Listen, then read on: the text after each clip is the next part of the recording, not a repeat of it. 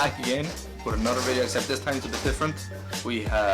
It's more of a tip video. So you've probably seen previous videos. I have some J1 road trip videos, and at the zoo and camels, stuff like that, and at camp. That was all when I was in America. So this is tips for people, because specifically this time of year, this is when students are getting ready, trying out this J1 stuff, wanting to go get away for the summer to America, and live the American dream. And this video is just going to help you out a little bit, tips, tricks and advice to make the whole process a lot easier for you, because it can be long and tedious.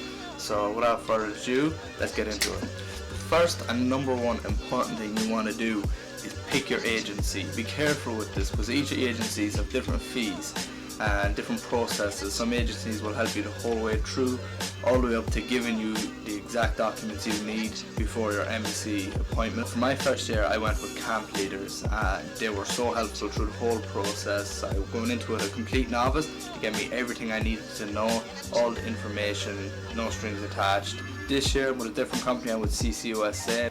Once you pick your agency, which is the most important thing, you have to go on to your profile.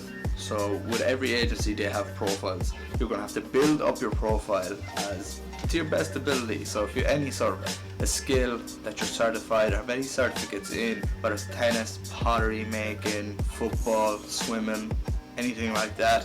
I myself was, I'm huge into whitewater kayaking. So I went down the path of being a lifeguard for the summer. One thing I recommend is do all the work your agency tells you to do. Profiles, health forms, police checks, everything like that. They don't ask you to do it for no reason. So once you have that done, hopefully your profile is big and bulky, and when an employer is reading it, they're gonna see characteristics that they like in yours compared to other people, and they will hopefully pick you for a Skype interview.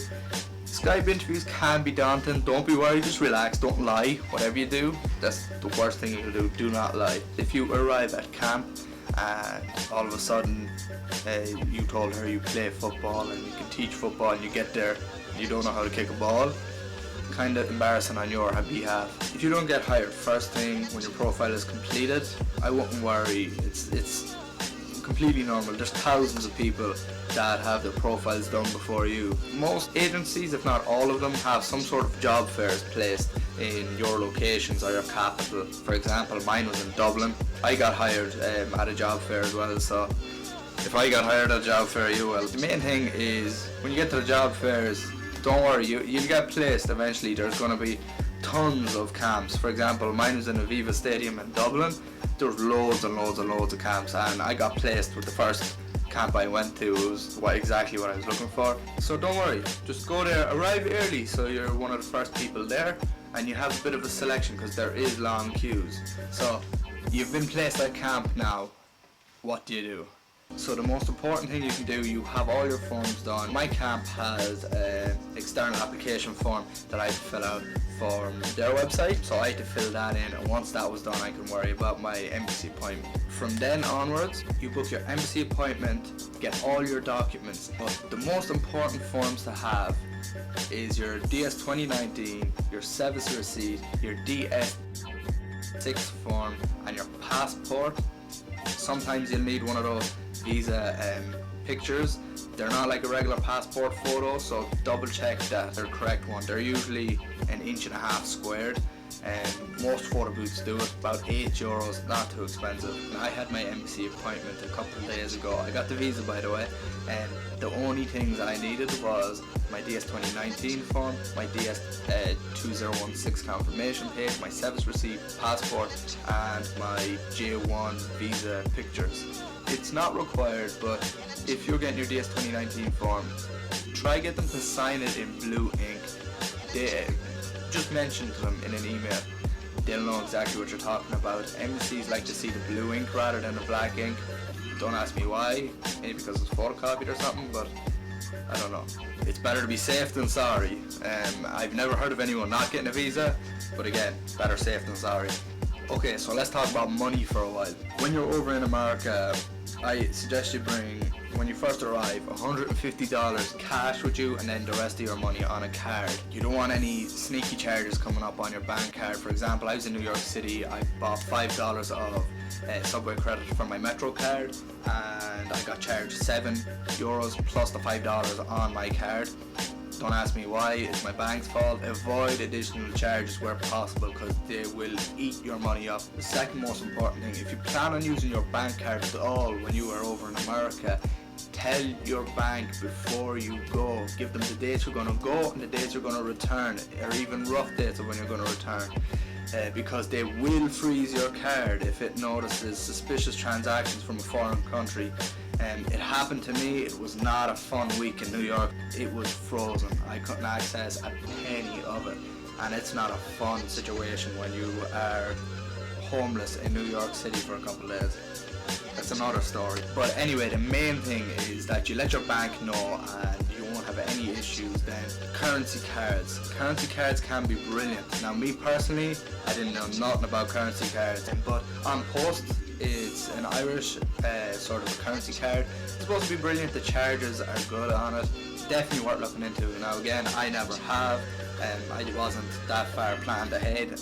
Luckily enough, my employer, when I arrived to camp, we got supplied cards that we got paid on. They were currency cards. So they're pretty much the same sort of concept.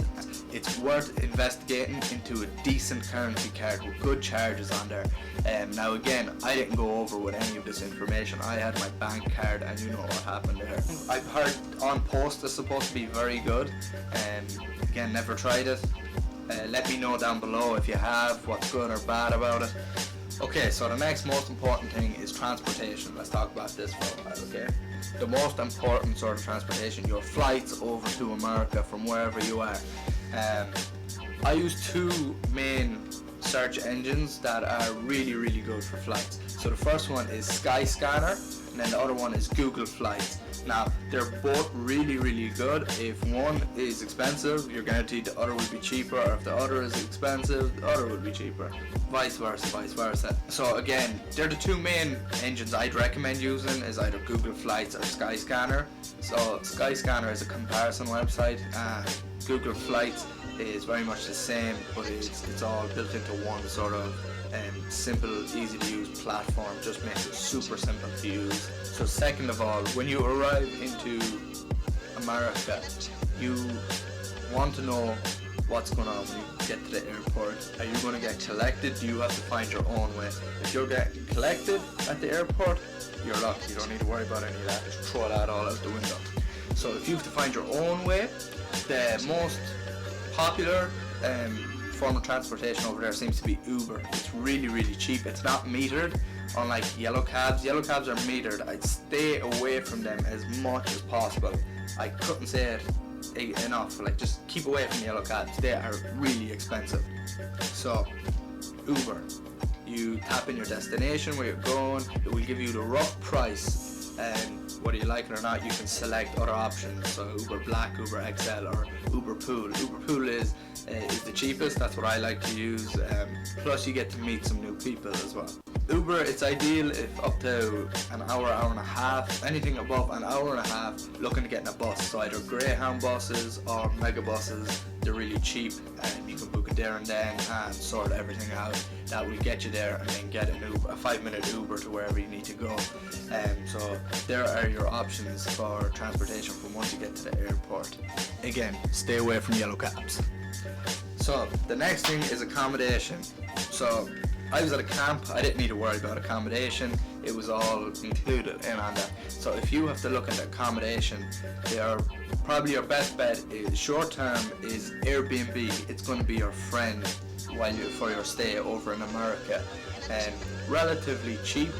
So Airbnb is probably going to be your best friend for short term accommodation. If you arrive there and you still haven't found out apartment prices, stuff like that, or your main accommodation isn't sorted, Airbnb is ideal, especially if you have a couple of friends.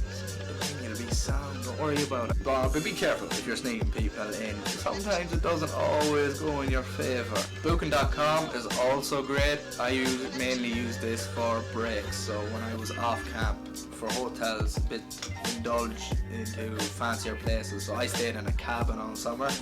I wanted to be in a hotel for a couple of nights. Keep in mind, Booking.com is definitely at most 2 nights, 3 nights. You don't want to go anything more, or you're just going to be funneling your money away in these big, posh, expensive hotels.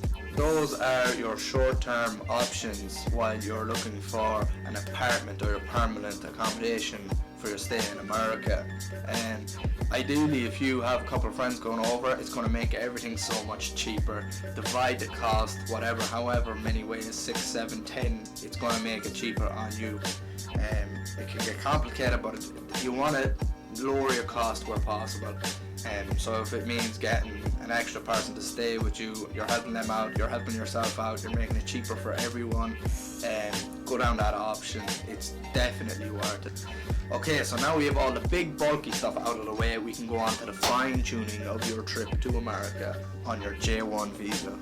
So you don't want to be bringing too much rubbish with you, because the chances are you're going to go to Walmart and waste that $150 cash that you brought with you and buy everything that you fall in love with. Don't bring 10 pairs of jeans or 6 pairs of shoes. You don't need them, honestly. I brought over 4 pairs of shoes. I had to throw away 2 because it's bulk. I brought 1 pair of jeans and I only used that 1 pair of jeans 3 times the whole summer. It's going to be hot, you got to keep that in mind. So stock up on shorts. When pennies have a great sale, go in, get €5 worth of shorts. I got some there last week, €1 per short. I got 6 of them. Brilliant. Because you're going to be spending your time on beaches. You don't want to be in jeans and tight and uncomfortable. So, and again, another tip is if you are at a camp, most camps have a dress code policy. So your average camp has t-shirts, okay, no vest, and shorts. When you're getting shorts, get them past your fingertips. So when your hands are down by your side, make sure that the shorts go past your fingertips. Okay, so plug converters. You're going to need plenty of these if you're coming from anywhere except America. All them, you're going to need plug converters for your essential items.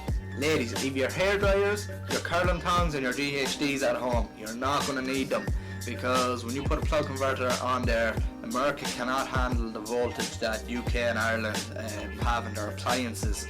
I have seen so many GHDs blow out while I was in America, so just leave them at home. Buy your cheap ones in Walmart.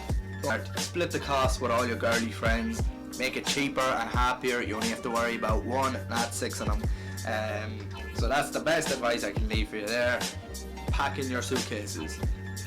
I recommend roll up the shirts, the jeans, the socks, the tongs, everything. Roll them all up as tight as you can and pack them into your suitcase. Or if possible, if you can get vacuum bags, I found vacuum bags recently and they're the most amazing things in the world. Buy a couple dozen of them. So vacuum bags are brilliant. Pack everything in, fold them the way you fold them, pack it in as much as you can, sit them in your suitcase and vacuum them up to the shape of your suitcase, and you can fill it up so much. They're brilliant. Then weigh your luggage. You want to make sure you're in the weight category. You're not going to want to bring too much clothes in. You're not going to want to waste luggage space. You're going to end up throwing stuff out. Trust me, I did it. Everyone I knew did it. So get as much space as possible.